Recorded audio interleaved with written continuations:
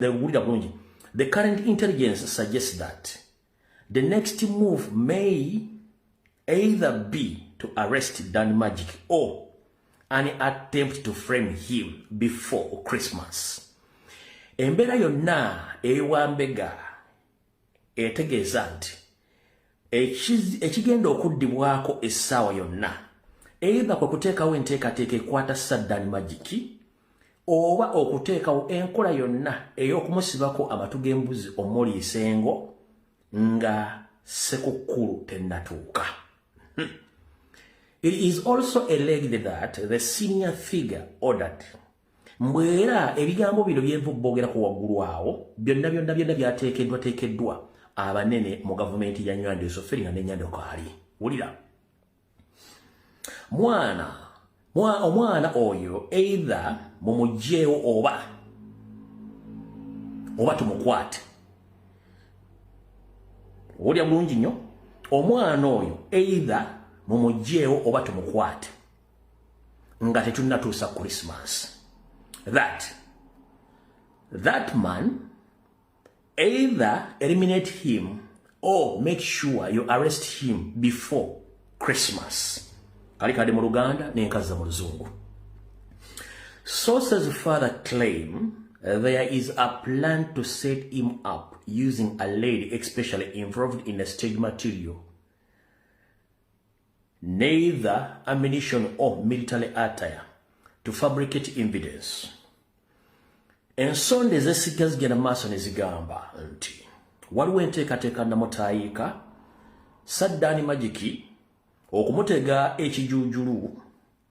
ekijuujulu kino bakikwasa ebintu byonna ebyokulwanyisa ebifaananiza ku bintu by'amagye kibitwale oba nasinkana oba mu nju oba nabasinkanye ebintu bino with immediate effect bajje bamukwate bamuteekeko ebintu ebyo ng'obujulizi. Tugenda mu maaso. The intention, according to those allegations, is to accuse Bobi Wine of building a terrorist network using his setups and justification, and then proceed to arrest him as well.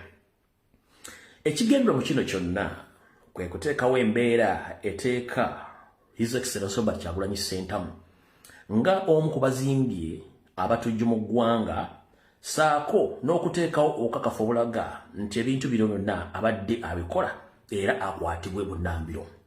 Mujjukirako Kemebwe ne bagamba nti balina enteekateeka nti akalulu bwe kaggwa bagala kukwata His Excellency Robert Kyagulanyi Ssentamu akirabeko ne mu mawulire era ati ngenda gibalaga. Eno ye message esembayo mu intelligence report here. It is also alleged that Mohoz stated he could handle the situation. Their problem is rising from the foundation of Bobi Wine increased support across the country, more especially in northern Uganda, which wasn't the case then. And as we speak right now, the situation has worsened. The northern people are bitter for framing them that they're gonna affect the national resistance movement. That region mainly issue is eliminating Bobi Wine and Cross Ally. Bakutegezeza nti omukulu Muhoozi Kanyarugaba mukambwe nnyo era agenze maaso n'agamba ekiba kibe nze nja kusobola okukwasaganya embeera eyo. Ekizibu kyaffe kiri nti tufuna okusindiikirizibwa saako n'okufuna okusoomoozebwa olw'okuba nti Robert Kyagulanyi Ssentamu afunye obuwagizi okwetoolola eggwanga lyonna okusingira ddala mu mambuka ga Uganda ekitabaddewo luli. Ate nga kati bwe twamaze okukola ensobi eno gye twafunyeemu embeera etwononekedde okuba nti kati abantu batukyusizza obugere tebakyatwagala tulabako wadde n'omulundi ogumu mu mambuka ga Uganda ago. So nze ndowooza twongere okulanga tukola ekintu kino tusobole omujjawo ne Dan Magic ne ba allies bonna tujja kuba tugukubye munda. So Dan Magic, His Excellency Robert Kyagulanyi Ssentamu, that is your security alert. Please be very careful. These guys are fucking sick in head. The only solution they have in their entire life is to kill, nothing else.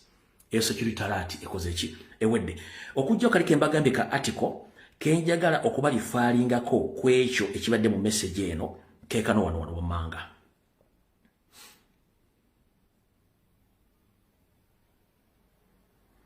Mpozi mwangamba temusobola kulaba bulungi nnyo. Mwaga temusobola kulaba bulungi nnyo message yange ne kangezeko ogikola ki?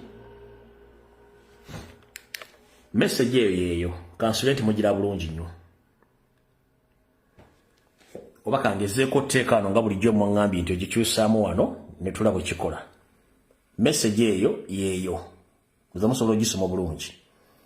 Esoma Chris Magezi. Kyagulanyi Sentamu has a lot of cases to answer after the election. Breaching the campaign rules, we will handle that after the elections, hopefully. Oye Chris Magezi bwe yabadde agezaako okutegeeza eggwanga ku nsonga eyo. Ndoza mutegedde information gye mbawadde erireetinga bulungi nnyo n'ekyo kyennyini kye mbagambye.